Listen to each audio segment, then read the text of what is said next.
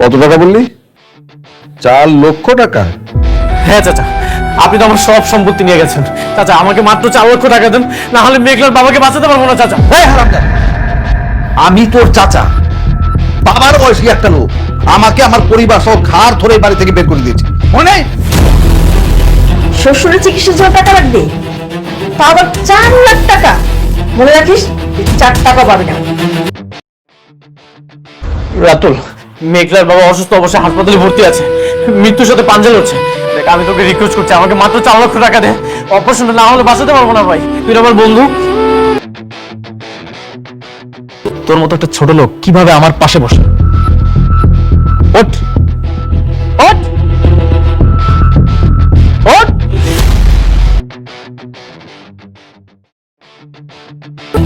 4 লক্ষ টাকা কি মানুষকে এমনি এমনি দেয়? তুই জানিস না টাকা কত মূল্যবান? এই টাকার জন্য তুই সবাইকে আমাদেরকে কথায় কথায় অপমান করছিস। রাতুল, তোকে টাকা এমনি এমনি দিতে হবে না, তুই আমাকে ধার দে, আমি সব টাকা তোকে পরিশোধ করে দিব। ভাই ভাই আমি তোর পায়ে ধরতেছি ভাই, তুই আমাকে মাত্র 4 লক্ষ টাকা দে, আমি সব টাকা পরিশোধ করে দিব ভাই। তুই তো একটা ফকির, 4 লক্ষ টাকা এখন তুই কোথায় পাবে? 4 লক্ষ টাকা তুই এখন একসাথে সারা জীবনে দেখবি কিনা সেটারও সন্দেহ আছে। অনেক কথা হয়েছে, যান বেরো, বেরো বাড়ি থেকে। চাচা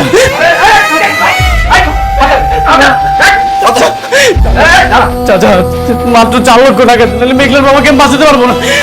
আপনি আমাকে ভিক্ষা দেন। রাস্তায় যে ফকিরগুলো দাঁড়িয়ে থাকে না, দরকার হলে ওদেরকে আমি টাকা দেবো, তোরে আমি টাকা দেবো না। তোর শ্বশুর মরে গেলে আমার কি? কি আমার? আমি হাত জোর করে রিকোয়েস্ট করতেছি, 4 লক্ষ টাকা যদি না দেন আমি মেঘলার বাবাকে বাঁচাতে পারবো না চাচা। চাচা আমি রিকোয়েস্ট করতেছি, রাতুল প্লিজ আমাকে 4 লক্ষ। দেখ ভাই, এই সব সম্পত্তি তো আমারই, আমাকে মাত্র 4 লক্ষ টাকা দিয়ে দে, নাহলে মেঘলার বাবাকে বাঁচাতে পারবো না ভাই। তোমরা এখানে দাঁড়িয়ে আছো কেন? রাতুল আমাকে মাত্র 4 লক্ষ টাকা দিয়ে দে, নাহলে মেঘলার বাবাকে বাঁচাতে পারবো না ভাই। হাসপাতাল অনেক অসুস্থ। রাতুল মাত্র 4 লক্ষ টাকা দে